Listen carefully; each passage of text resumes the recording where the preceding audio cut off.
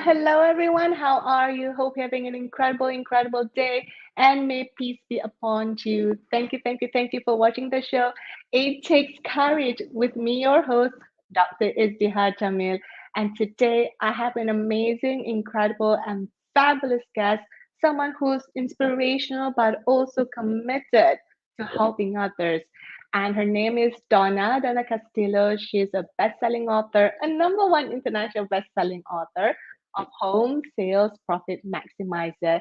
And she's been a realtor for many years, for a few years now. So I just wanted to say hello to Donna. Let me quickly bring her in. Hello, Donna. Welcome to the Hello. show. Hello. Thank you for having me. I appreciate it. My pleasure. So, Donna, first of all, congratulations for being a best-selling author for Yay. two books, Savvy Sailors and also Mhm. Home Sale Profit Maximizer. And this is a project that you and your colleague have been working on, I think, since beginning of last year, or maybe That's a little bit more than that, right? that's right. It was quite the journey. It took all have busy schedules, and it's like herding cats sometime, bring us all together and work together to bring that book to life. Yes. Wonderful. So, as a realtor, so what made you want to kind of put together a book? Was it something of your dream to be an author, or was it something for your clients to help them into when as they go through the purchasing process, or is it kind of like a business card for you? So, what kind of like the turning point for you to write the book? Well, it's really all the above. So I'm getting questions all the time from realtors. Mm. I mean, not from realtors, from the clients, Yeah. and it's really the same question over and over again. And it has no bearing on first-time home buyer or somebody who's owned a home for a while, or price point, or your income. I mean, it's really the same questions over and over again. And in order to help those that just don't know, we put this book together and to answer a lot of those common questions that we just get all the time. Awesome. So it's kind of like a fact sheet, right? Like a quick sheet, cheat sheet kind of thing. Right. This is all the common questions. So you kind of like taken care of all the concerns even before the whole process starts, so that they're not only informed, but they also become smart in how they're going to take care of the process, obviously with the help of the right realtor. Absolutely. Sometimes the client doesn't even know what to ask. So Hmm. having this book allows them to take an hour or two to read through it and have some aha moments, or really give them the opportunity to think of the questions they might have. Now that they have a little bit of education, right? They just don't know what to ask sometimes, and they don't understand the market, or they don't understand how to present a home in order to get top dollar for that house, or taxes, or how to hold title. I mean, all those questions are just really common questions with the clients. So putting it all together and helping them go to one place to get all the answers, I think is really beneficial for them. Absolutely. And I remember my journey on purchasing a home here in California. And then, it's kind of like, I know I wanted to home, right? I know I want, and that's the end result. I know that. But it's kind of like the in between, the nuances from first, like when you go to open house, look, and then the realtor asks, do you have an agent? We're like, do we need one? Do we even need? Yes. Because we thought like just the what do you call it, the sellers need an agent. Do we need one? I'm like, why? Like, we're just like buying things. But it's also kind of like the whole nuance is what to look for, how to negotiate the price with the seller. It takes an experienced realtor to help you guide through the process because it is an emotional journey. I want it. Oh, I don't think I don't. I can afford it, but I like the kitchen and that's the dogs there. That was like my All experience. that. Like Yeah, exactly. absolutely, Like all absolutely. that. And I think at some point our realtor became our counselor to kind of like, is this So what, can you true. picture yourself in that home? Like he finally asked us. So it's, so realtor, before I wanted to jump in before that is kind of how you got into real estate. But a realtor is someone who is there as a facilitator. That's what I see, kind of to help navigate throughout it's not just like a number, right, Donna? In and out of the houses. But Absolutely. what's your experience in taking care? Because it is a journey. It is like here in California, where your homes are, my homes are, it's $1 million homes. It's not even the deposit itself is substantial. So how do you navigate that through the process as you as a realtor, and how do you kind of take care of the buyer throughout the process, Donna? And it's really different for a buyer and for a seller. So with a buyer, you remember that excitement when you walk through that house that you eventually bought and you just fell in love with it, right? And you just want it and you want it now, right? You're falling in love. Can I afford it? But let's say you walk through it and you fall in love, but you don't understand that we need to check for termites or foundation Mm-hmm. issues or neighborhood or crime in that neighborhood, the schools in that neighborhood. What's the appreciation in that neighborhood to make sure that you're going to make money in the long term, right? Most people live in Mm-hmm. the house around 7 years, and so you want to make sure that it's appreciating. All those things. So I kind of have to put the brakes a little bit, and say, Yes. okay, I know you love this house, um, but let's make sure that we check off all the boxes for your dream home, right? And and looking at options with first time home buyers, always want to buy that first dream home. And I Mm. try to recommend to young couples, this isn't going to be your only home, right? Yes. And to try to educate them about generational wealth. Maybe let's step back. Maybe we buy a fourplex this first time, Mm-hmm. have the other renters pay your mortgage, and then your next home maybe will be your single family home, and you can start that journey, right? And when you do that, they just never even thought of it, right? To now, they could be a young couple, have a fourplex, have that property appreciate, take a loan out against that property, and then buy a home or buy another fourplex, right? And start that generational wealth. And there's a lot of options for the buyer.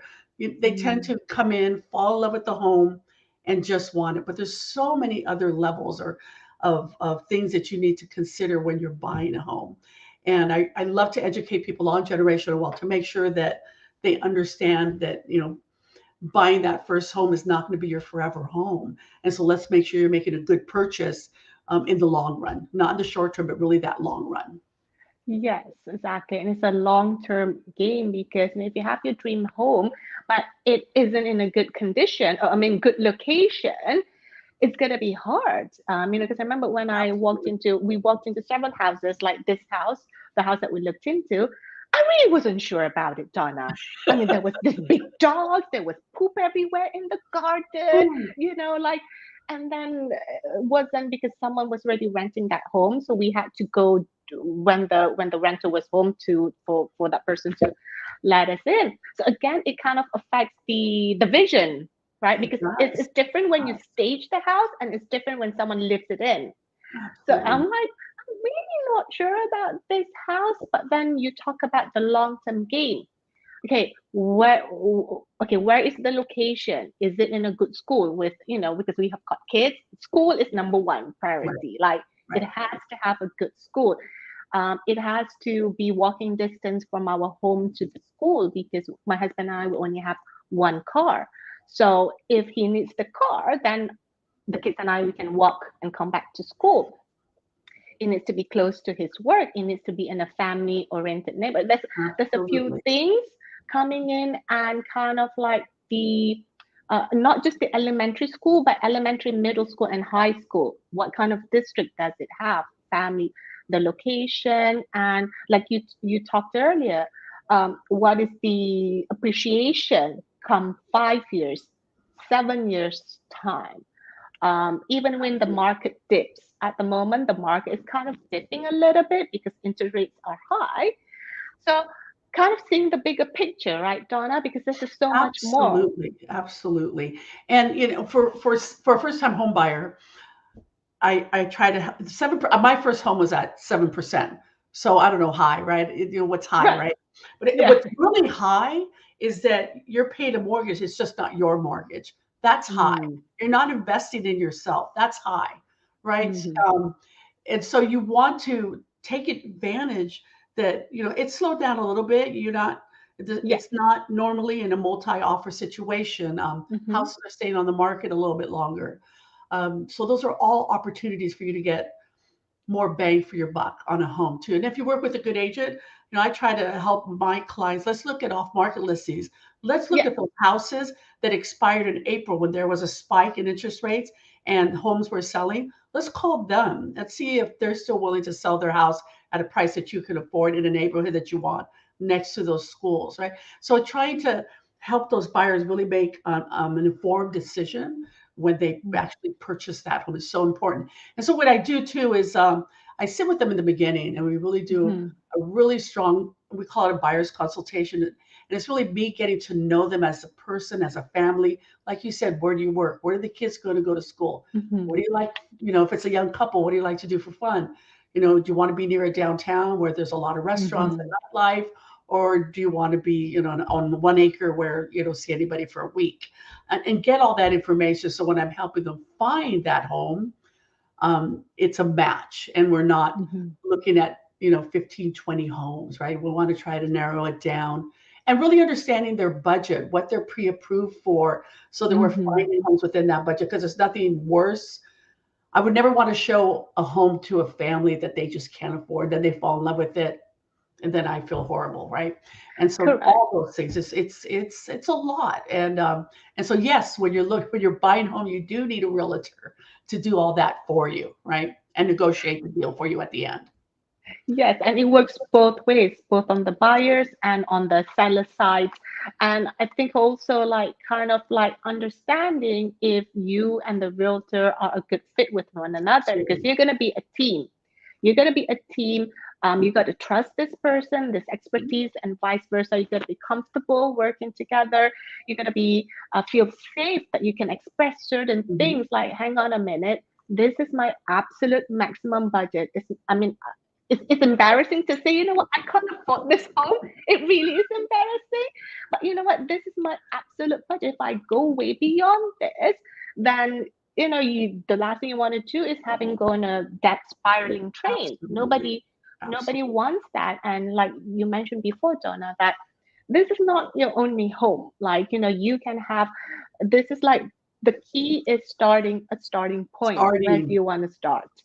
Yeah, like 1 foot in, like both foot in, having built in that. And also, Don, I wanted to talk about kind of like your journey in coming to the realtor world, because you were, if I remember correctly, you were in corporate or something like that. Like, Yes, and I she's like, was. oh, like like how did you get into realtor?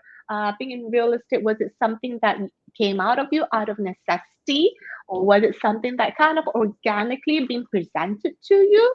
Or, was it like one of the thing when you watch Instagram, you'll be like, aha, that is like so cool. I want to be like that. That wasn't that What kind easy. of journey? I always absolutely loved walking into homes when there was an open house. Mm, Loved doing that. I always wanted to see how they decorated, what did it look like, go to the real expensive houses. Let's see how the other half lives. Something I always liked. And I've also, after I purchased my first home, I've sold and bought it quite a few times. Actually, I don't stay still too long. And then I started noticing that commission. I'm like, well, wait mhm. a minute, that commission should be mine.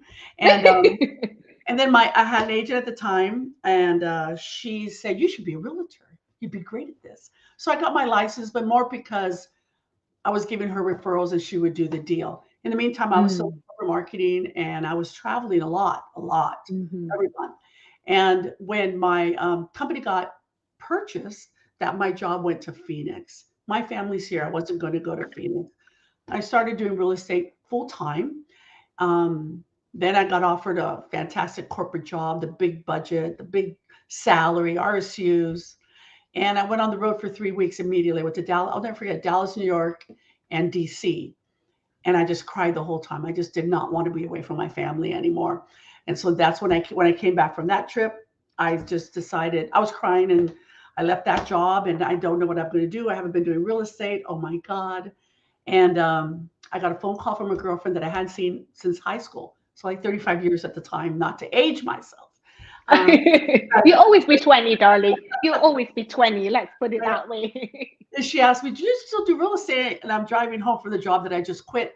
And I said, "Absolutely." She goes, "We're flipping houses. If you buy it, you could sell it." And it was a $1 million purchase at a $2 million sale. And I never looked back. And it was out of necessity at that time.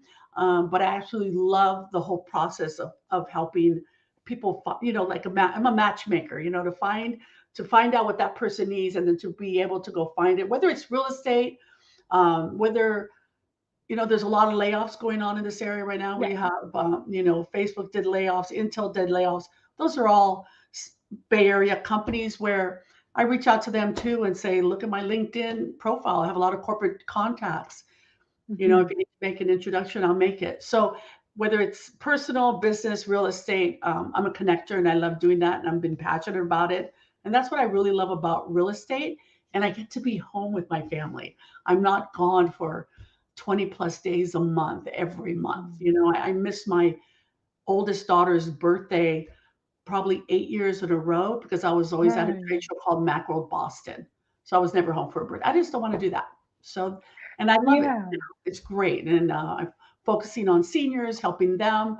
I feel that that's an age group that a lot of people take advantage of them. Mm-hmm. And so trying to protect them. And so I Mm-hmm. just love it. It's a passion of mine now. Yeah, and I get it. I like, I feel like, you're kind of someone who who is committed to take care of people, right? In Oh, whatever absolutely. way it looks like. And you look, some of the realtors, this is what they do. Okay, this is like what I experience of. Okay, these are the listings, go and check it. And then, okay, go in this way, go in this way. I'm like, what am I looking at? Like, why are you, first of all, why are you sending me this many listings that are not even what I want? And Right? then sending me here and here. And look, when I go, I have to drag three kids with me. That time it was two and a half, right? So the kids, when you take them to open houses, they get mad because, you on and off, see Yep. houses.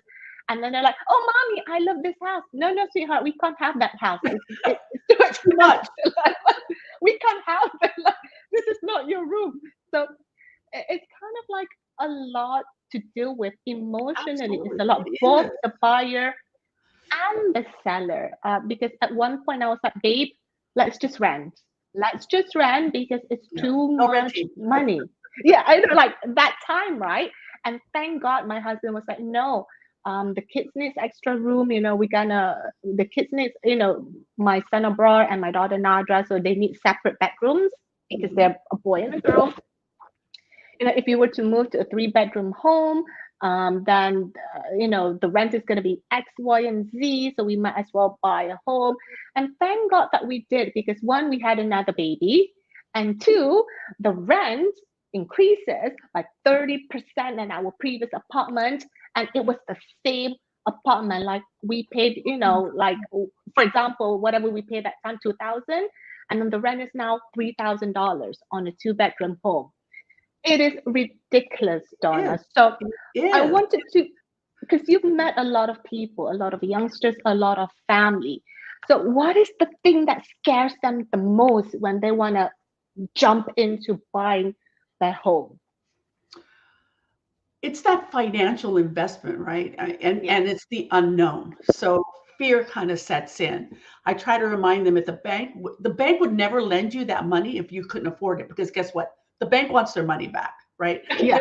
They will never put you in a situation where you can't afford that monthly payment. So it's really fear and fear of the unknown.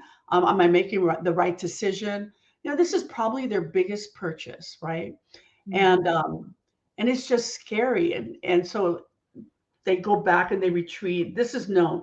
This is my apartment. I know it's $2,000 a month. I don't have to worry about repairs, and Correct. but then I just got to reel them back and go. But you're not investing in yourself, right?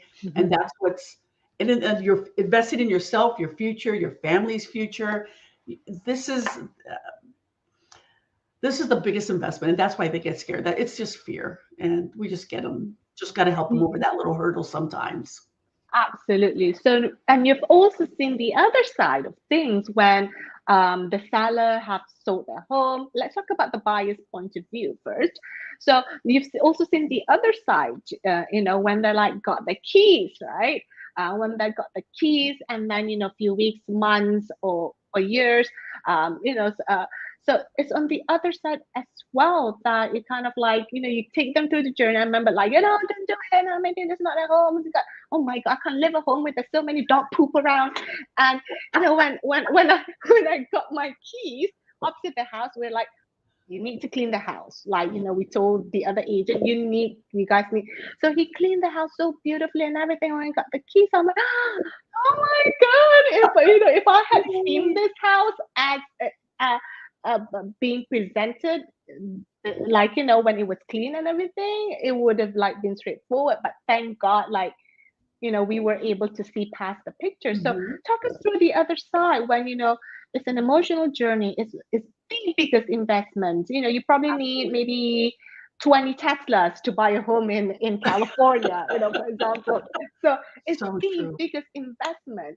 So talk us through on the other side because sometimes what people need to see is the other side, and you just gotta hold on to that vision, even though it hasn't materialized. So talk us through the things that you've helped people once they got the keys in their hand and then they live the family home. Well, they usually become my best friends. They're almost like family. And after they get those keys, I meet with them to make sure that they do have a financial planner, that they do have a trust, a will, and a health directive in place, and educate them on the importance of that, and just following up with them. It's amazing how many people don't have their home in a trust, and you don't Mhm. have your will, and you don't have your health directive. All three of those things are critical. If you think of your home, yes, it's the family home, and it's a very emotional purchase, and this is where your kids are going to grow up, and this is where you're going to grow old, right? But ultimately, it really is a business transaction, right? Anytime you sign a Mhm. contract, it's a business Yes. transaction. So look at it as a business. A business would never not have the insurances in place to protect it, right? Mhm.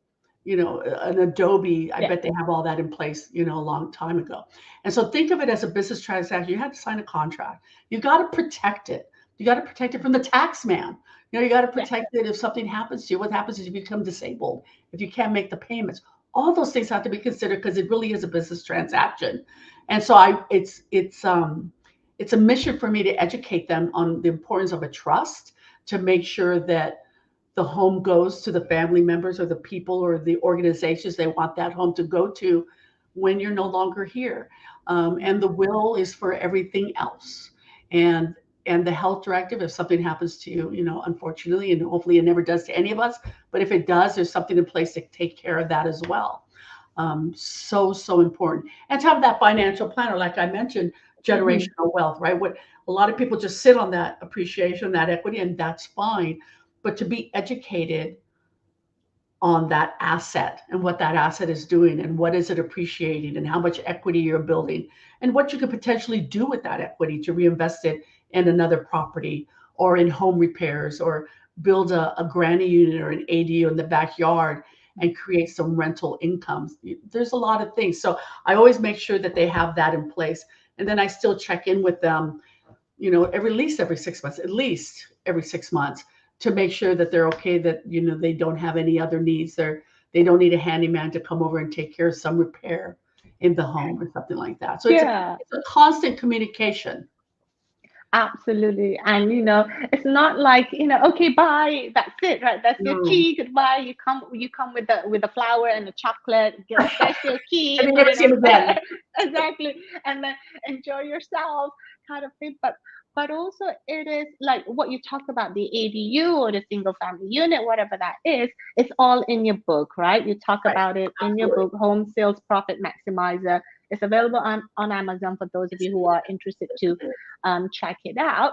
But it's kind of also like what Donna was talking about. What are the generational? Well, what are the strategies that you can put in for years to come? You may not be retiring in this home. You may want to go somewhere else. You may want to be a different country, whatever that is. Absolutely. But how are you planning that? How are you preparing yourself? How are you preparing your children? How are you protecting yourself? Because when you have a home, you gotta have like what Donna was saying. You gotta have a trust. You gotta have a will. You gotta have make sure yourself is protected. And Donna, in real estate, probate is a nightmare. Oh, Like people will be like, "Oh my God, is a probate?" Like what do you call it? Realtors, flippers. They're like, "Oh, probate, probate," but you and I know, it's a oh nightmare. my God. It's a nightmare. And the family gets taxed on the value of the home when that family member passes away, not on the purchase price. There's a lot of homes in my area where the purchase price was like $26,000, Oh my God. right? No way. And in Wilmington, right $26,000. by me, Oh 26, my God. 33, and they've lived with it, and it's paid for, and is now worth $2+ million. Well, they're going to get taxed on the difference of $26,000 to $2 million. That, Oh 'cause that's the my capital gain. God. Do you want to be taxed on that, or do you want to have a trust in place that when you pass away, your property steps up, and then now it's worth $2 million to the person that inherited the home, and whenever they sell it, they will only be taxed on the difference or the appreciation between the 2 million and the sale price, right? You want that for your family. You don't want them to not be able to afford it and have it lost and not keep it with the family like you originally intended. A lot of people feel that a will takes care of that. A will just tells you what your wishes are when it comes to Mhm. your home. It's not a legal document like a trust where it takes care of that step up clause. It doesn't do that. The will just tells you, I want my daughter to have it, and that's all it does. Okay, great. The daughter can have it after she pays taxes on that $2 million gains of that property. And so it's so important to have a trust in place. Absolutely. And it keeps you safe, another layer of protection. These are all things that you can do that is obviously is ethical, is legal, that you can do to take care of yourself and your family to, for your generation. And I also wanted to flip the switch a little bit, Donna, because not a lot of realtors have a book or get themselves out there. For example, you hear on the TV show that is aired on Apple TV, Fire TV, Roku, and many other platforms. So this is the tip. I get this all the time. They slot in the flyers through my door, right? Through my door. They slot in what you call notebooks. They slot in, stuff through my door. Because there's quite a few agents around. I think there's about 200,000, 300,000, something like that in California alone, if Oh, I'm not California alone, mistaken. exactly. Yeah, it is. It's quite a few agents. There are some part timers, there are some full timers, and there's some in between. So, how this is like a conversation that I had with my agent himself. Hey, you need to write a book. you need to you need to you need Absolutely. to like do something, right? Because you doing leafless flyers knocking on people's door, it's like you knock on people's doors. Sometimes it just irritates those people. So at least if you meet them, you give them something valuable, a business card. That's how I see things. Is I use my book. One of them is Money Makers as my business card. People rarely throw away books, and like you said, when you go and meet them, they have something informational that is they can prepare themselves. So how is it like what's your take in kind of like solidifying your position as the go-to expert in your field now with either books or with TV? like in your personal opinion, like why are you even going on this route? Because this is not common for realtors. It isn't. So I go back to you don't know what you don't know. Had Mm-hmm. I had the information in that book when I bought my first home when I was 33, or let's say Mm-hmm. the information in that book when I first started working in corporate, because I've always made really good money, always, Mm. but I didn't know what to do with it, right? I thought Mm-hmm. you put it in a bank and you save it. My grandmother's version of saving money was getting cash and pinning it to the inside of her bra, right? That's saving money. Like, So I how didn't big think, is the bra, Donna? Like, how big does it oh, get? my grandmother had money pinned in every piece of clothing in her closet. I mean, it was just everywhere. And that was her version of saving, right? She was from Yeah, she was born 1900. yeah. And my mom, her version of saving was in a bank account, in a typical checking or savings. She never invested. She never owned stock. She never had a night, nothing. So I didn't have that Mm-hmm. conversation in my home. And so Mm-hmm. when I started in corporate and I started making good money, my version Mm-hmm. was money in a savings account. It was a conversation that I had with a gentleman that told me what's my 5-year plan. I said I didn't even know I was Right. gonna have a drink with you 5 minutes ago, so Yeah. I don't know what you're talking about. But he insisted, and I figured out that I wanted a house, and he goes, well, why don't you have one? And I didn't know the process, and he walked me through the Mm. process. And little did I know, I was working at Adobe at the time, and with stock and my 401k and my RSUs, I had more than enough money to buy my house. No idea. Mm. So about 45 days later, I was in my first home. So had I Mm. had this information back then, could you imagine? I can't even imagine the kind of generational wealth I could have already had for my daughters and my granddaughters, right? So I Mm-hmm. started late in this game. And so I just want to get that education out, and how you too can create generational wealth for yourself and your family for generations to come by just educating yourself on what you need to do to start that journey. You're not going to make, I bought a house, a condo that I lived in, and I sold Mm-hmm. it 2 years later, and I made $200,000. Mm. Where are you going to make $200,000 in 2 years and live there, Yeah. enjoy the home, right? That just doesn't happen. And so, invest in yourself, get educated, invest in yourself, and create that generational for your family. And that's why I did it. I want to educate, educate, educate. You just don't know what you don't know. And so, if I can enlighten anybody or give anybody the hope that they too can own a home, then I'm grateful and I'm blessed. And that's why. Absolutely. And thank you so much, Donna, for this conversation. You kind of like have us thinking, and me personally, and hopefully the viewers as well, and kind of like the bigger picture, right? So it's not just about, for example, it's not just about, oh, just two bedroom. But if you add the third bedroom, it can mean X, Y, and Z. We can look for this year, and here, and this year. It's about the long term game as well, and for the children to understand what are the strategies that they can have, from a young age. I remember you were saying about your daughter, right? Okay, rather than her renting like a studio or or place at her college, let's look at this possibility of you owning this place and then having your other girlfriends come and join you, so that by the time you finish college or something, then if you want to sell it, then you have the opportunity to sell it. It's kind of like thinking about the longer term, the longer game. Yes, there are certain tax or implications or legal thing you need to know, but obviously, if you have a good realtor, you have a good attorney, then that is like they're going to be able to guide you. So, I mean, Donna. houses are expensive right now, and I have young people that'll come to me, and I say, well, is there? How about you and your brother going together? And that I did that Mm, recently. And why don't you guys put your money together? They had two families, put it together, and we found a house in the front with a nice second unit in the back, an mhm, ADU.